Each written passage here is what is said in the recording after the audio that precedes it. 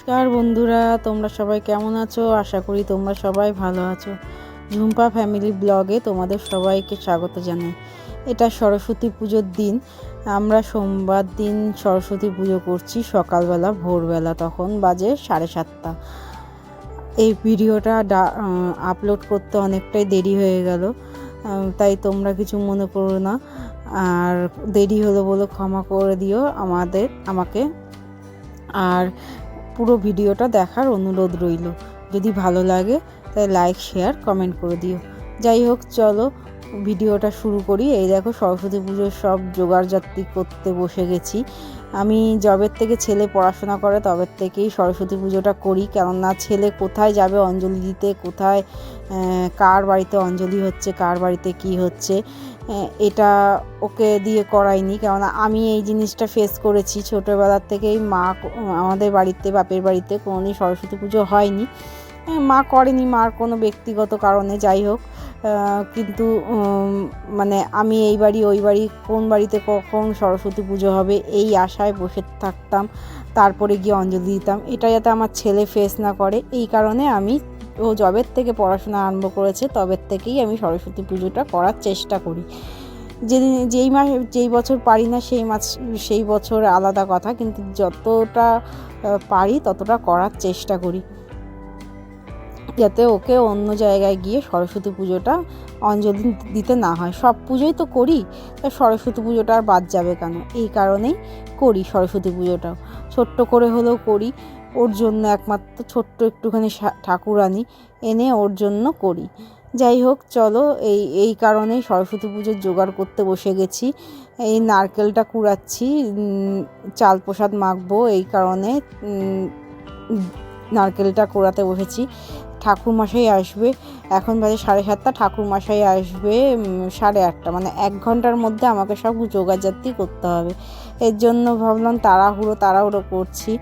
ছেলেটাও হাতে হাতে অনেক কিছু করে দিয়েছে। ছেলে আর আমার স্নান হয়ে গেছে, বর গেছে কাজে, বরের সকালের ডিউটি, এর জন্য বর নেই বাড়িতে।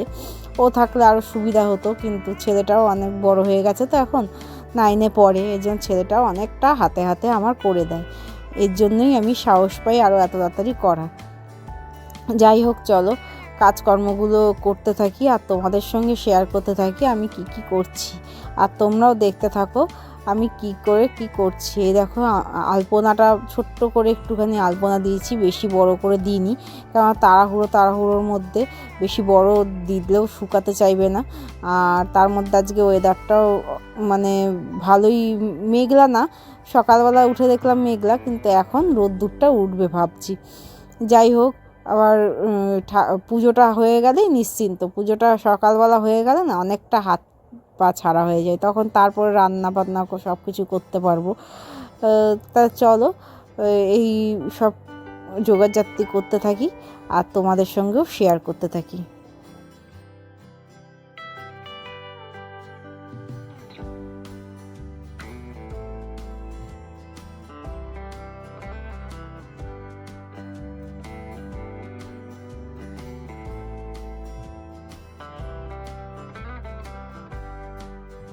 এই দেখো, বটিটা বার করতে ভুলে গেছি ঠাকুরের, তাই জন্য ঠাকুরের ছুরিটা দিয়ে ফলগুলো বানিয়ে নিচ্ছি সব।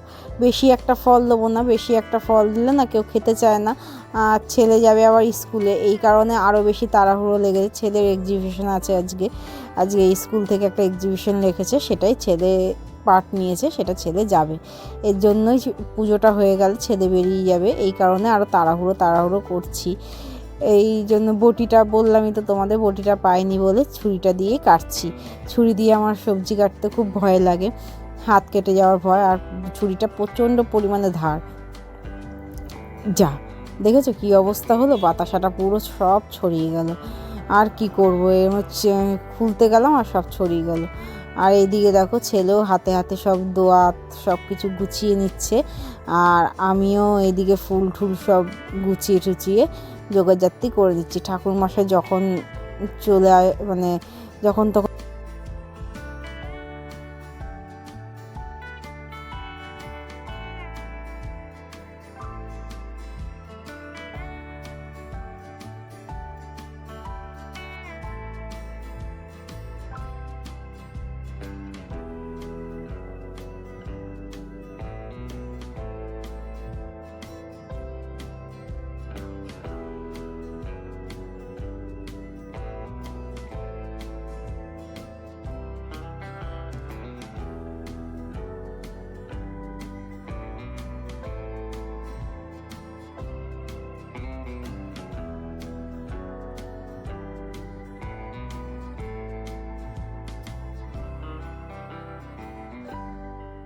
এই দেখো চাল প্রসাদটাও মানে সাজিয়ে নিয়েছি।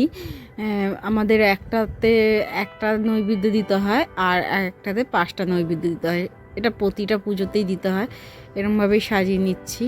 আর এদিকে দধিকর্মার বাটিটাও সাজিয়ে নিয়েছি। এই যে খই আর চিড়ে দই এগুলো আজকেই দধিকর্মা মেখে নেবো, কারণ আজকে তো আর পঞ্চমী থাকবে না 9টার পর, এই 9:30টার পর। এর জন্য ভাবলাম যে মানে দধিকর্মাটাও মেখে একবারে কমপ্লিট করে নেবো, কারণ এই ছোট্ট ঘরে ঠাকুরটাকে পেতে রাখাও তো খুব দুষ্কর ব্যাপার হয়ে যায় এই কারণে।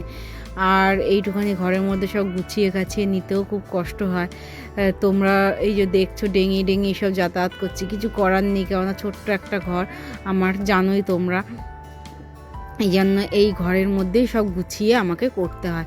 তাই জন্য এই ডেঙানোর জন্য আমাকে ক্ষমা করে দিও, কেননা এইগুলো এরকমভাবে না করলে আমি কোনোভাবেই করতে পারি না। যাই হোক, চলো, ঠাকুরও সব জানে যে আমার ছোট্ট একটা ঘর, সেই ঘরের মধ্যেই সব করতে হয়। এই ছেলে হাতে হাতে সব করে দিচ্ছে আর আমিও সব গুছিয়ে নিচ্ছি, সব জোগাড়জাতি হয়ে গেছে।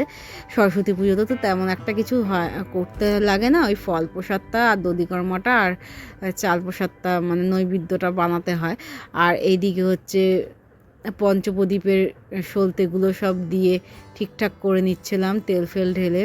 তারপরে ঠাকুরমশাইও চলে আসবে, এই কারণে তাড়াহুড়ো করছিলাম। যাই হোক, চলো তোমাদের দেখিয়ে দিচ্ছি ঠাকুরটা আমার। এই দেখো সব গোছগাছ করে নিয়েছি।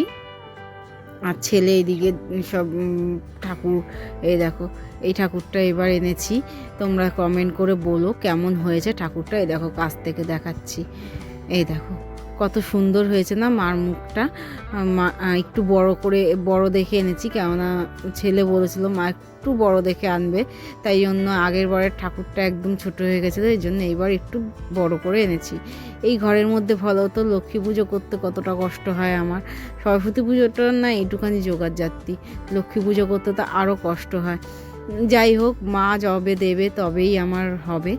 আর এইটুখানি ঘরের মধ্যেও অনেকে করে পুজো, তাই জন্য আমিও চেষ্টা করি যাতে এইটুখানি ঘরের মধ্যেই সব গুছিয়ে গাছিয়ে করতে পারি। তোমাদের দয়া হলে আরও বড় জায়গার মধ্যেও করতে পারবো। যাই হোক, চলো, এই ঠাকুরমশাই চলে এসছে, এবার পুজো করছে। ঠাকুরমশাই এসে, আমাদের যে ঠাকুরমশাইটা আসেন সেই ঠাকুরমশাই আসেননি, তিনি খুব অসুস্থ, তাই জন্য তার ভাগনাকে পাঠিয়েছে। ইনিও ভালো পুজো করেছে, তাই জন্য এই যে সব করে নিচ্ছে জোগাড়জাতি। আমিও করে রেখেছি, উনিও সব জোগাড়জাতি করে নিচ্ছে ওনার মতো করে করে উনি এবার পুজো দিতে আরম্ভ করবে। উনি আমার থেকে অনেক ছোট, মানে আমার ছেলের বয়সেই বলতে হয়, ছেলের থেকে একটু বড় হবে। তারপরে উনি করছি যেহেতু উনি ঠাকুর মশাই, এই কারণে। চলো পুজো করে নিই, তারপরে আবার প্রসাদটা মাখতে হবে।